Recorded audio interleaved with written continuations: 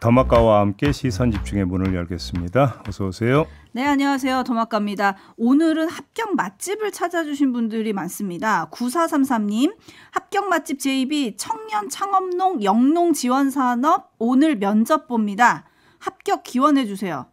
영농 지원 사업. 네. 당연히 합격하셔야죠. 그나저나 뭘 재배하실 계획이신가? 그건 안 올려주셨는데요. 네. 청년 창업농이라고 해주셨으니까. 아니, 얼마나 귀한 분인데 100번 지원을 해드려야 되는 거 아니겠습니까? 무조건 통과. 네. 무조건 통과. 네. 2324님, 종배 오라버님 합격 맛집에 저도 부탁드립니다. 우리 아들 오늘 최종 면접 보러 가는데 오라버님이 읽어주시면 좋은 결과 있을 것 같아요. 라고 해주셨네요. 또 어디로 면접을 보러 가시는 거예요? 그건 안 보내주셨어요. 그래요? 예. 뭘 아는 게 있어요. 뭐 말씀을 드리죠. 아무튼 이것도 통과.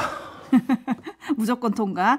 반면에 6290님, 안녕하세요. 지난번에 제2비의 강력한 기를 받았음에도 불구하고 아들이 입사시험에 떨어졌습니다. 어이고. 아쉽지만 그래도 인증 임무는 수행 중이고요. 제게 청취율 조사 전화가 왔습니다. 지난번에 시선집중이 2위였지만 이번에 내 생각에는 시선집중이 1위, 하이킥이 2위 할 것 같아요. 좌우지간 오늘도 좋은 하루 시선집중 파이팅이라고 보내주셨습니다. 이분 자제분이 안 된 건 더 좋은 회사를 가기 위한 포석이다. 이렇게 생각을 합시다. 네. 더 좋은 곳이 기다리고 있다. 네. 감사합니다. 그리고 김윤경님, 월요일은 정말 일어나기가 더 싫은 것 같습니다. 더 두 번 말해서 뭐 하겠습니까? 뭐 동감입니다. 네, 그러면서 이번 주에는 내란 수사가 좀 더 속도가 나길 기대해 봅니다라고 올려주셨는데 예. 반면에 이영옥님께서는 요즘은 기분 나쁜 월요일이 아니라 설레이는 월요일입니다. 왜요? 이유는 여러 가지겠죠. 그래요. 네. 한 주를 그렇게 설레이는 마음으로 시작한다니까 부럽습니다. 네. 많이 부러우신가 봐요. 네, 부럽습니다. 월요일이 제2비도 좀 괴로우십니까? 월요일이 즐거운 사람이 몇 명이나 되겠어요. 네. 자, 네, 이렇게 소통해주신 분들에게는 추첨을 통해서 커피 쿠폰 또 쌀 10kg 추첨을 통해 보내드린다는 점 알려드리면서 제2비 타임즈 시작하겠습니다. 오늘 주목할 첫 번째 뉴스 어떤 건가요? 한덕수 대행이 영국 파이낸셜 타임즈와 인터뷰를 가졌습니다. 그 내용이 어제 공개가 됐는데요. 대선 출마 여부를 묻는 질문에 노 코멘트라면서도 또 이런 말을 하더라고요. 아직 결정을 내리지 않았다. 그리고 또 이런 말도 했습니다. 나의 권한은 헌법과 관련 법률에서 비롯되며 권한대행과 선출된 대통령 간에 수행할 수 있는 업무에 차이가 없다라고 말했습니다. 차이가 없다? 네, 미국의 관세 부과에 대해서는 맞대응하지 않겠다면서 미국과의 협상을 통해 양측이 모두 윈윈할 수 있는 방법을 찾기 위해 노력할 것이다 라고 말했는데 이런 말도 덧붙였습니다. 지금의 한국이 있기까지 미국의 역할이 컸다. 한국전쟁 이후 미국은 원조, 기술 이전, 투자, 안전보장을 제공했고 이는 한국을 외국인에게 매우 편안한 투자 환경으로 만드는 데 도움이 됐다. 뭡니까? 미국의 은혜를 잊지 않겠다라는 뜻을 깔고 있는 발언 아니겠습니까? 네. 아무튼 이런 발언을 했다고 합니다. 짚을 점은요? 대통령과 권한대행의 업무에 차이가 없다는 발언부터 눈길을 끄는데 이건 안 짚을 수가 없습니다. 근데 뭐 굳이 여기서 구구절절 평가할 생각은 없고요. 헌법재판소의 한덕수 탄핵 사건 결정문의 한 대목을 들려드리는 걸로 가름하겠습니다. 들어보시죠. 우선 국무총리는 헌법 86조에 따라 국회의 동의를 얻어 대통령이 임명하지만 국민으로부터 직접 선출된 대통령의 민주적 정당성과 비교하면 상당히 축소된 간접적인 민주적 정당성만을 보유하고 있어 대통령 권한 대행자로서 국무총리는 대통령과는 확연히 구분되는 지위에 있습니다. 지위가 확연히 구분되면 업무도 확연히 구분되는 거 아니겠습니까? 근데 도대체 무슨 근거로 저렇게 이야기를 했는지 한번 되돌아보라 이런 말씀을 남기겠고요. 이번에는 대선 관련 발언에 한번 집중해 보겠습니다. 한덕수 대행의 발언을 보면 출마 생각이 적잖은 것 같습니다. 그럼 이 점이 궁금합니다.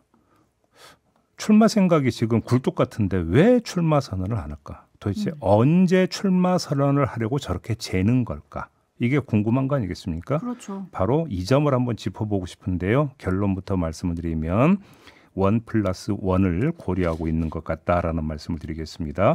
1+1은 어떤 의미인가요? 기본이 되는 1은 통상 실적입니다. 이번 주 24일에서 25일경이 될 거라고 하는데요. 미국 워싱턴에서 한미 2+2 통상 협의가 열립니다. 우리 쪽에선 최상목 기재부 장관과 안덕근 산업부 장관이 참석을 하는데 이와 관련해서 한덕수 대행에게 찾아가서 출마를 요청했던 윤상현 국민의힘 의원이 어제 페이스북에 글을 올려서 주장하기를 이번 협상은 고도의 전략과 담대한 리더십이 필요한 중대 외교전이다. 한덕수 대행을 대미 통상 수석 대표로 격상해야 한다라고 주장을 했습니다. 자, 윤상현 의원의 이런 주장엔 포석이 걸려 있습니다. 어떤 포석이냐? 한미 통상협의를 한덕수 대행의 위상을 높이고 역량을 부각하는 기회로 삼겠다라는 이런 포석인데요. 이게 바로 기본이 되는 원이다. 이런 말씀을 드리는 겁니다. 다시 말해서 통상협의를 통해서 뭔가 진전된 성과를 끌어내고 이것을 발판 삼아서 출마 선언으로 연결하려고 한다라는 추정이 성립이 된다라는 말씀이 되고요. 네, 근데 졸속 협상은 안 된다 이런 지적도 많지 않습니까? 맞습니다만 그건 주로 야권 진보 진영에서 나오는 지적입니다. 대선 출마를 고려하는 한덕수 대행의 어필 대상은 진보 진영이 아니라 1차적으로 보수 진영입니다. 만약 통상협의가 어떤 식으로든 진척을 보이면 한덕수 대행은 한미 동맹을 제1의 신조로 삼는 보수 진영에게 리더의 면모를 각인시킬 수 있다. 이렇게 생각을 하는 것 같습니다. 네, 근데 1+1이라고 하셨으니까 또 다른 하나는 뭔가요? 국민의힘의 경선인데요. 내일 후보가 4명으로 추려지죠. 자, 이 결과를 보면 누가 유력 후보로 부상하는지 계산이 설 것이고 이 계산이 매우 중요한 게 그게 2차 계산으로 이어지기 때문입니다. 어차피 한덕수 대행은 국민의힘 경선에 참여한 게 아닙니다. 대선에 출마할 수 있는 유일한 시나리오는 무소속으로 출마했다가 국민의힘 후보와 단일화하는 것입니다. 따라서 단일화를 하게 된다면 그 대상이 되는 국민의힘 후보가 누가 되는지에 대한 가늠이 있어야 됩니다. 두 번째는 가늠만 하는 게 아니라 국민의힘 후보로 선출되는 사람과 단일화 협상을 통해서 단일화를 끌어낼 수 있는 여지가 있는가를 봐야 됩니다. 근데 여지를 보기 위해서는 먼저 뭐를 체크를 해야 됩니까? 막후 조정의 여지가 있는지를 체크를 해야 됩니다. 자신을 옹립하려는 친윤 인사들이 막후에서 조정을 할 수 있는 대상이 유력 후보로 부상이 되는지 안 되는지 이걸 재개될 텐데 그래서 최소한으로라도 내일 있게 될 4명으로 추려지는 과정은 지켜볼 필요가 있다. 이런 이야기로도 연결이 될 수 있는 건데요. 이렇게 보면 결국은 이번 주가 한덕수 대행에게는 가장 중요한 기간이 될 것이다라는 이야기가 됩니다. 이번 한 주가 어떻게 흘러가는지 그래서 어떤 결과가 나오는지를 보고 출마 여부를 최종 결정할 공산이 크다. 이렇게 정리를 해야 될 것 같습니다. 네, 헌법재판관 후보자를 무리하게 지명을 해서 헌재가 브레이크를 거니까 노코멘트라는 말로 본인 스스로 차출론의 불씨를 되살린 거 아니냐 뭐 이런 평가도 나오긴 하던데요. 한덕수 권한대행 어제 또 대형교회에서 부활절 예배도 드렸다고 해요. 예배 후에는 셀카를 찍어달라는 요청에도 응했다고 하는데 뭐 종종 가던 곳이라는 총리실 해명이 나왔습니다만 이것도 정치적인 행보로 해석해서 보는 시선이 많더라고요. 네. 촌철님들의 평가 좀 전해드리겠습니다. 촛불정신님, 한덕수 대행은 출마 의사가 분명한데 간 보고 있는 것 같습니다. 라디오헤드님, 출마보다는 추대를 원하는 거 아닐까요? 레나님 비슷한 의견, 치적 만들고 꽃가마 타려는 것 같습니다. 라고 올려주셨고 4730님은 근데 마음이 콩밭에 있는데 통상협상이 잘 될까요? 그러게요. 네, 이런 의견 보내주셨고 담쟁이 넝쿨님 먹는 삼치는 맛있기라도 한데 한 총리의 삼치는 눈치, 코치, 염치가 없는 것 같습니다. 라는 촌철 보내주셨습니다. 어쨌든 이번 주에는 뭔가 답을 내는 건가요? 한덕수 권한대행이? 이번 주 뭐 다음 주 초 정도가 되지 않겠습니까? 만약에 출마 선언을 한다면 저는 100% 출마 선언을 할 거다라는 말씀을 안 드리고 있습니다. 지금 한다면 네, 한다면 어떻게 할지 지켜보도록 하고요. JB타임즈 다음 주목할 뉴스는요? 서울중앙지검 명태균 의혹 전담 수사팀이 지난 18일 김상민 전 검사를 불러서 조사를 했다고 합니다. 여러분 이 이름 낯익을 텐데요. 지난해 총선 때 김건희 씨가 김상민 전 검사를 창원 의창구 후보로 만들려고 영향력을 행사했다는 의혹 이미 제기된 바가 있었죠. 남상권 변호사가 저희 시선집중과 인터뷰를 통해서 폭로한 바가 있습니다. 김건희 씨가 명태균 씨에게 지원을 요청을 했고 김영선 전 의원에게도 도움을 주면 장관 자리나 공기업사장 자리를 주겠다고 제안했다라는 폭로였었습니다. 바로 그 인물을 불러서 조사를 한 건데 여기서 짚을 점이 있습니다. 어떤 건가요?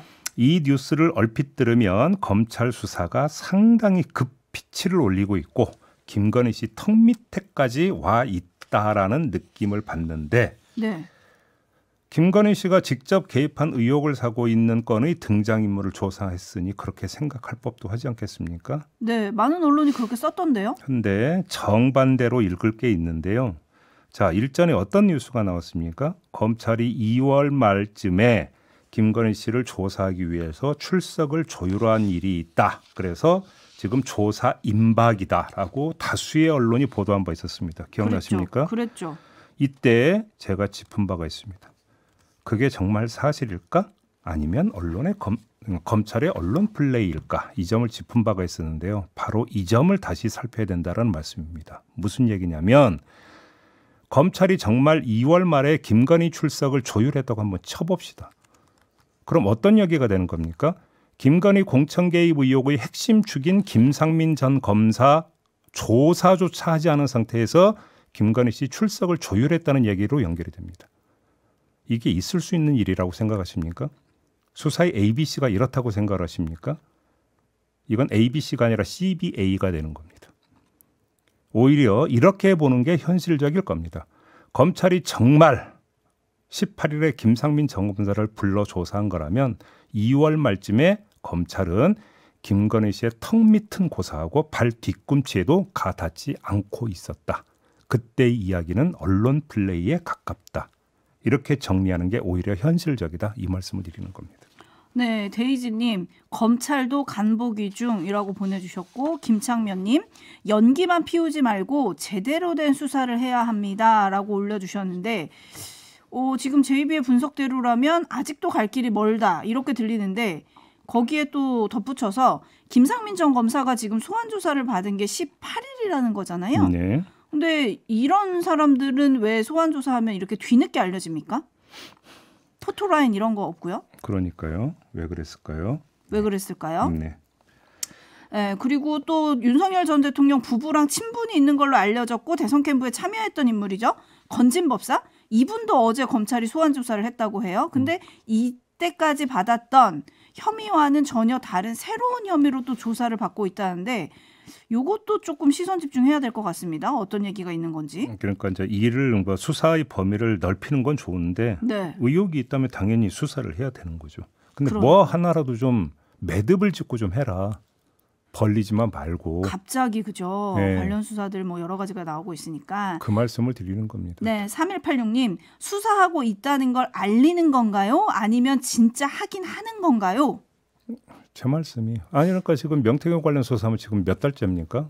반년을 훌쩍 넘어서 8달 가까이 되고 있지 않습니까? 그리고 뭐가 진척이 됐는데요, 도대체. 네? 그래서 드리는 말씀입니다. 그러게요. 요것도 시선 집중 계속해야 할 것 같습니다. 뉴스와 분석이 함께하는 JB타임즈 다음 주목할 뉴스는 어떤 건가요? 수도권 지하철 기본요금이 6월 중에 1,400원에서 1,550원으로 150원 오른다고 합니다. 서울시가 2023년 10월 7일부터 1차로 지하철 기본요금을 1,250원에서 1,400원으로 150원 올린 적이 있었고요. 이때 2차 150원 인상을 예고를 했었습니다. 2024년에 추가 인상하겠다고 예고를 했었는데 근데 2024년에 실제 인상으로는 이어지지 않았습니다. 이때 총선도 있었고 여러 가지 사정이 있었겠죠. 그래서 요번에 추진을 하는 건데 이건 서울시만 추진해서 되는 문제가 아니고 경기도가 동참을 해야 하는데요. 경기도의회가 최근 150원 인상 내용의 도시철도 운임 범위 조정에 대한 도의회 의견 청취안을 통과를 시켰고 이후 경기도 소비자정책위원회만 거치면 행정 절차는 모두 끝난다고 합니다. 그럼 그 뒤에 어떻게 되느냐? 요금 시스템을 운영하는 T머니가 약 2달 정도 바뀐 요금을 적용하는 시스템 개발을 진행을 하면 바로 요금 인상에 들어가게 되는데 그 절차가 모두 마무리되는 시점이 6월이 될 것이다. 이런 이야기가 지금 전해지고 있는 겁니다. 네, 듣자마자 몰닥스님 또 올라라고 보내주셨고 무지개님 제발 서민 부담 좀 그만 올리세요. 저희 안 그래도 힘들어요. 토토로님 월급 자녀의 성적만 빼고 안 오르는 게 없네요 라고 해주셨는데 또 오르는 거죠? 뭐 어차피 예고됐던 인상입니다. 서울교통공사의 부채가 너무 커서 어쩔 수 없다라는 얘기, 오래된 얘기니까 뭐 여기서 되풀이할 필요는 없을 것 같습니다. 다만 한 가지, 가뜩이나 경기가 안 좋은데 여기에 12.3 비상계엄과 트럼프발 관세 전쟁까지 겹쳐서 경제와 민생이 꼭꼭 얼어붙고 있는 상황. 이건 더 이상 설명이 필요 없는 상황 아니겠습니까? 네. 이런 상황에서 요금을 올린다고 하니까 서민 입장에서는 깝깝할 수밖에 없는 거 아니겠습니까? 그러면 어떻게 해야 되는 겁니까? 그렇다고 그 지하철 적자 나몰라라 할 수는 없는 거니까 한다 하면 추경을 통해서든 하여간 국가 재정을 통해서 민생 지원에 발벗고 나서야 되는 거 아니겠습니까? 이거 말고는 방법이 없는 거잖아요. 그런데 지금 12.2조 원의 추경안을 편성을 했다고 하는데 민생 지원이라고 하는 거는 코딱지만큼만 지금 들어가 있습니다. 이런 상황에서 서민 필수 지출 요인은 다시 인상되는 이런 현상이 발생을 하니까 듣는 서민들이 깝깝한 거 아니겠습니까? 네, 지금 자, 댓글들이 다 그렇습니다. 여기서 하나 더 짚을 게 있는데요. 제가 조금 전에 정부가 추경안을 12.2조 원 규모로 편성을 했다고 말씀을 드렸는데 여기서 또 꼼수가 또 나왔습니다. 꼼수?